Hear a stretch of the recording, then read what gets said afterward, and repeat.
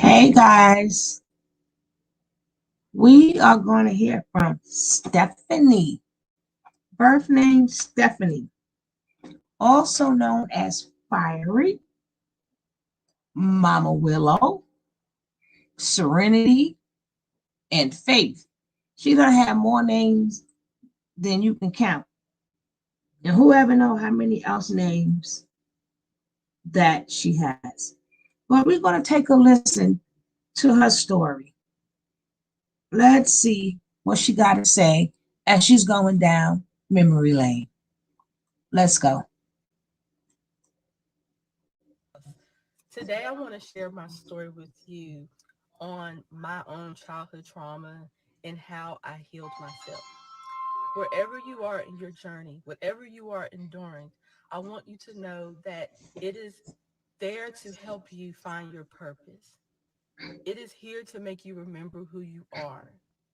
So embrace the pain because it's an indication of what you are here to give the world and how you can heal others to remind them of who they are.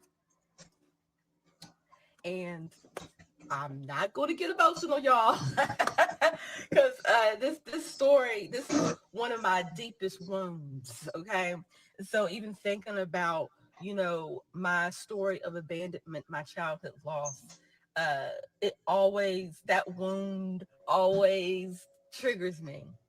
But I know that my story is to heal others, to remind others of who they are.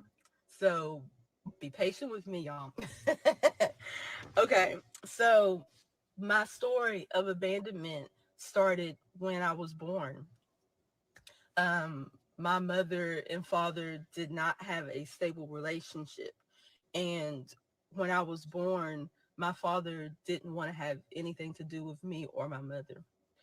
And so when I was about 8 weeks old, my mother, she flew down, or not flew down, she went to West Virginia where her parents was, and they took us in, my grandparents. And uh, I don't really remember much, but I know my mother was in my life up to 3 years old because this is a memory that I remember. And when I tell my mother this today, she's like, "You remember that?" And I'm like, "Yeah, I remember when you left me. I remember when you left." And I was 3 years old. And my mother, she decided that she needed to leave, and she took my brother with her, but she didn't feel like she could take care of both of us. And she didn't feel like I would be safe with her, so she actually gave me up for adoption to my grandparents. And I've been with them pretty much all my life. And so the day that my mother left me, I remember it. It's my first childhood memory. She was getting on the bus with my brother, and my grandmother and my cousin was with me. And my mother, she was on the bus, and I was screaming for her to, take me with her, and she didn't.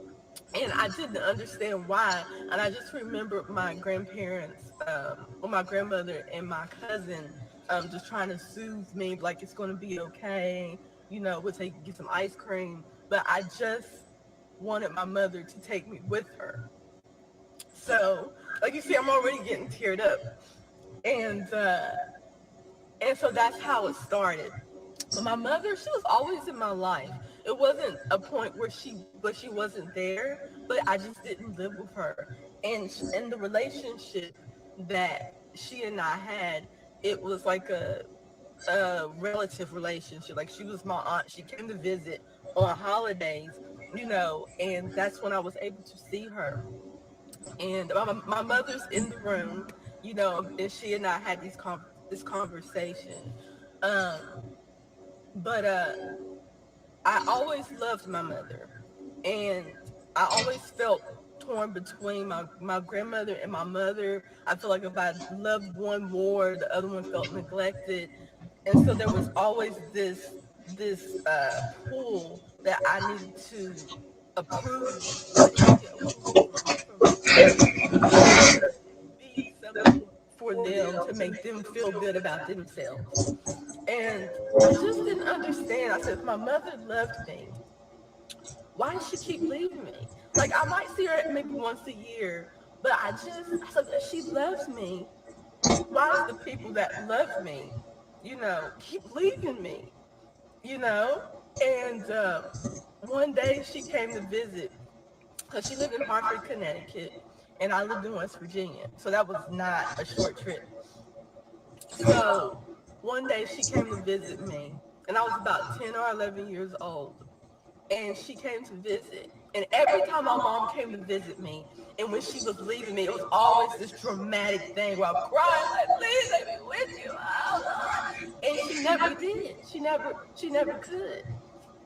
And so one day she came to visit, and the day that she was leaving, something within me said, I will never let you hurt me again. I will never let no one in my heart to ever make me feel the way you make me feel. And I closed my heart. I closed it at 10 Mm, years old. I mm. put a wall around my heart that no one could hurt me Oh, ever again like my mother did. And my mother knew that day. And she told me, she said, I remember that day because when she left, I said, all right, bye. And from that point on, I grew a hatred for my mother. I hated her. And every couple of years, I would write her a letter and to tell her how much I hated her and how I don't want her in my life.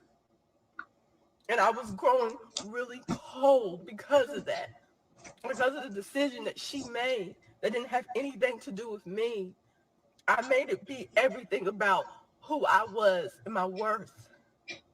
I felt as if my mother and father didn't love me enough to try. Why would anybody else would? Why would anybody else love me?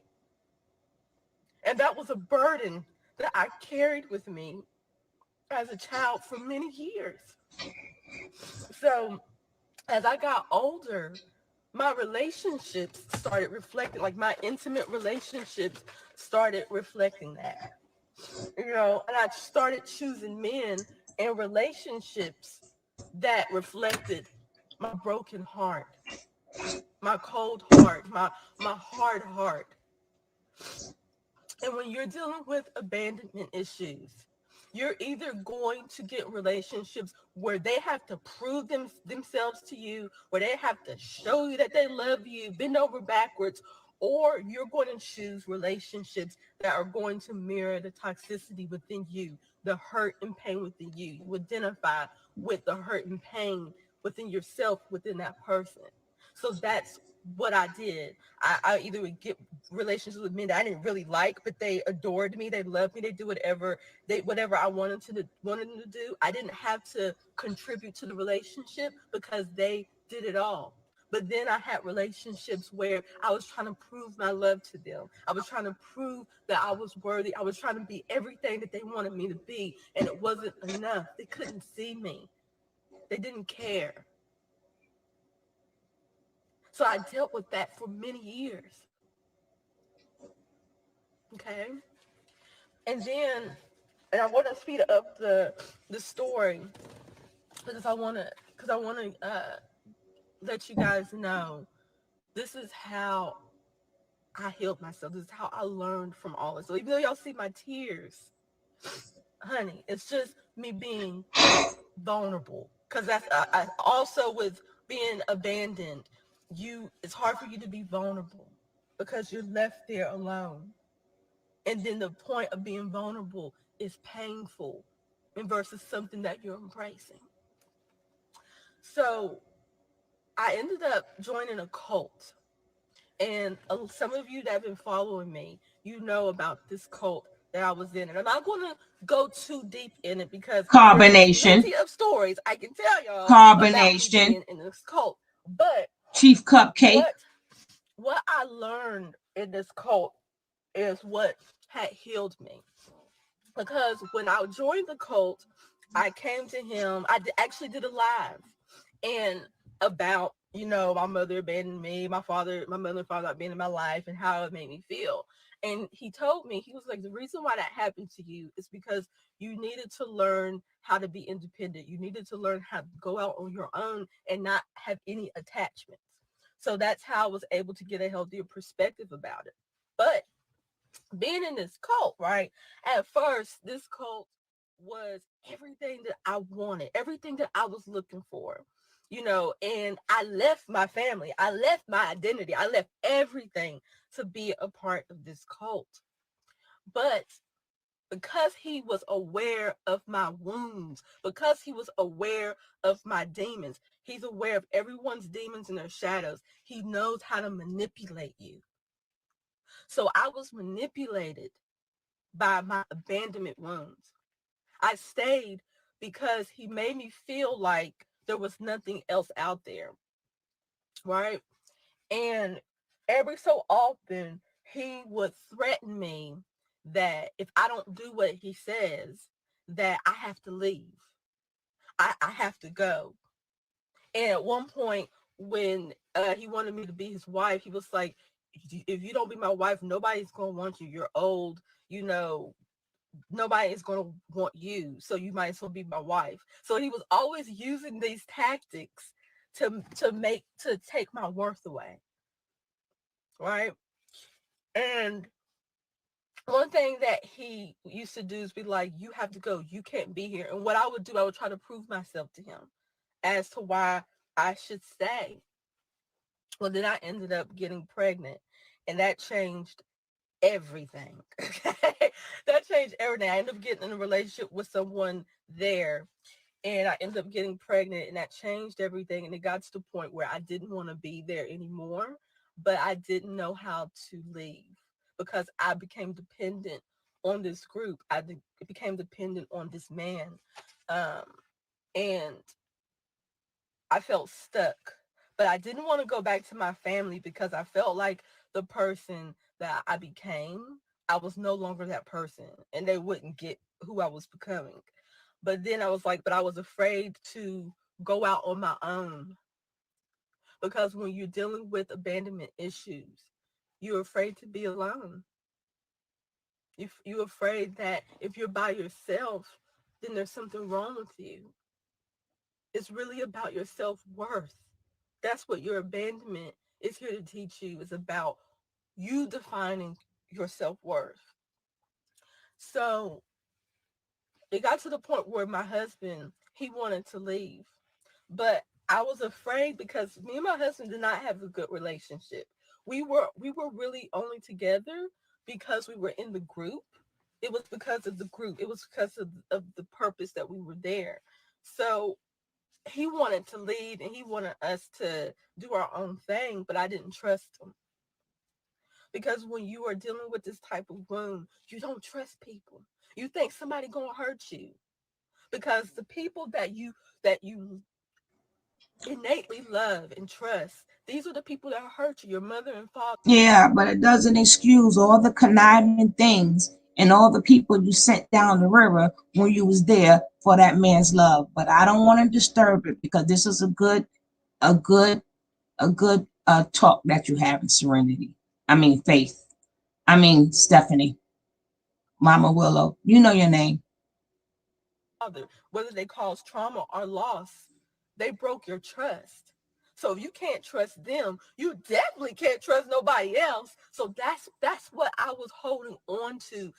I didn't trust nobody, right? And so I didn't trust that my husband was going to do what he was going to do for me. I thought when I left with him, he was going to leave me, and I thought if I stayed in the cult, he was going to tell me to go. That I was going to be out here on my own. So I didn't know what to do. So eventually, we did leave, um, but it was hard. It was hard because I didn't want to go with my husband because I didn't really know him. I didn't love him. I didn't trust him, but I did have a baby with him. Yes, I know y'all it's crazy, but it's my story. I did that. I did. So I wanted to take responsibility for my life, and I had this child and I had this new family, and I wanted to make it work, but I didn't know how because I was looking for love in all the wrong places. Okay, I was looking for validation in all the wrong places. I thought because I had this baby with my husband that he was going to love me. He was going to give me the love and security that I needed. But that did not happen, okay? Because he was dealing with his own shit. And plus, it wasn't his responsibility to make me feel secure. It wasn't his responsibility to make me feel worthy. So because I wasn't feeling that, I wanted to go back to the cult. Because remember, he manipulated my mind that he was what I needed. That was what I needed. And so I believed it because I did not have a foundation of my own self-worth. I didn't have a foundation of how to really love myself. So I was putting that responsibility on someone else to do it for me. And then when they didn't do it the way that I wanted, then I called myself a victim. And I was like, absolutely not. And so then I said, okay, I'm going to stay with my husband. And even though I don't want to be with him. I said, I don't want to be with him. I don't love him. I said, I'm going to stay with him because of the baby. And y'all, it was hard. You cannot build a relationship on that, on inauthentic action. And he knew it. He knew it. He knew how I felt about him, and I knew how he felt about me. And unless we were going to do a work on ourselves, our relationship was going to crumble. And I didn't know what to do because I didn't want it. But part of me didn't want to leave because I didn't want to be alone. I didn't want to be out here on my own with this baby. But I didn't know how to make the relationship work. So I stayed. I stayed. But then eventually I realized what was happening. My life was showing me that the love that you're looking for, the security that you're looking for, the validation that you're looking for is right there with you. See, when my mother left me when I was 3 years old, what she had given me was strength. She was giving me strength to continue on, regardless of your tears, regardless of your pain. You get back up and you continue on. Because the love you are looking for is already right there. And that's what I had to learn with my husband. It was not his responsibility to deal with my emotional wounds. It was not his responsibility to define my worth. Yes, him and I had a baby together. Yes, we were in a crazy ass situation. Yes, we met in a cult, but this is our life.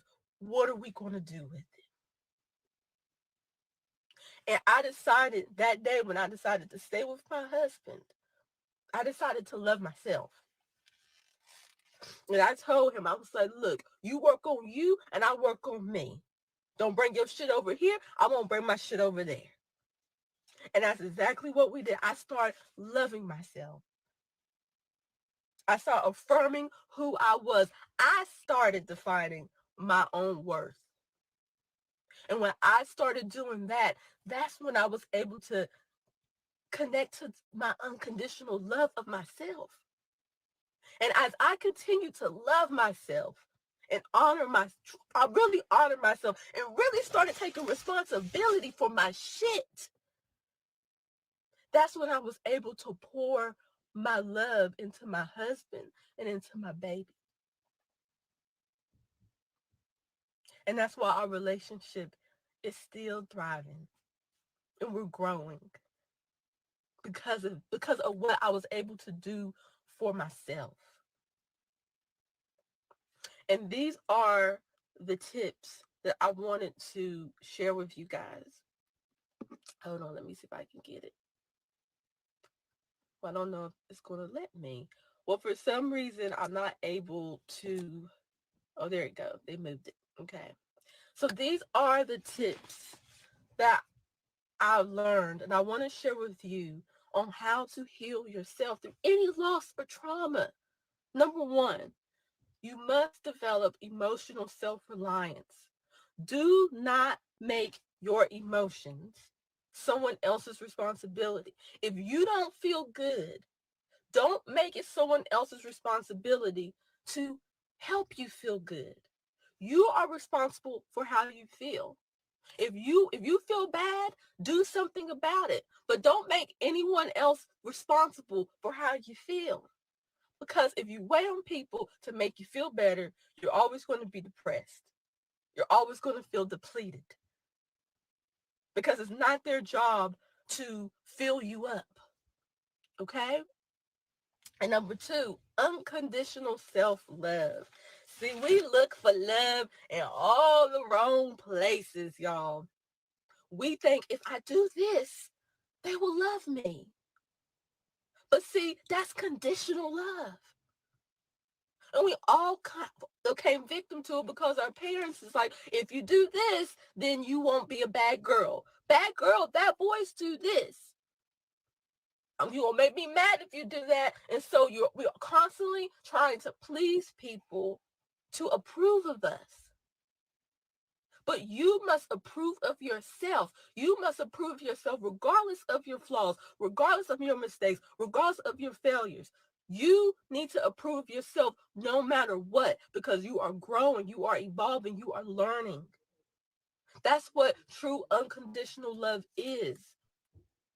It's loving yourself, acknowledging yourself, no matter what you did fucked up. It don't matter.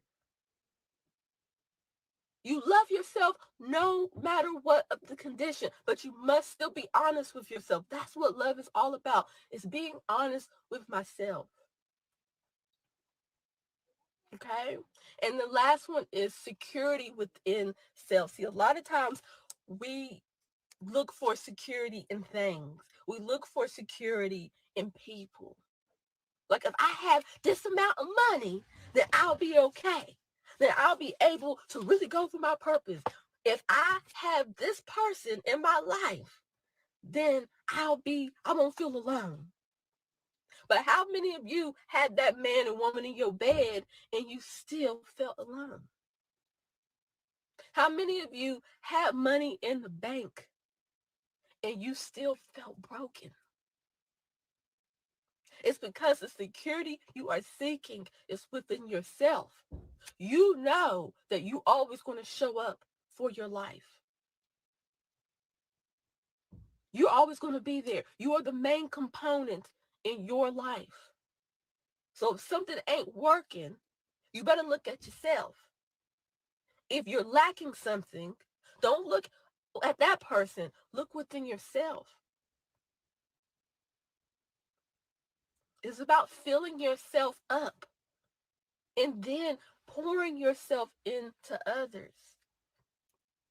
But a lot of us are pouring ourselves and we don't have nothing to give. And then you wonder why you feel depleted. Okay? So this is how I healed myself.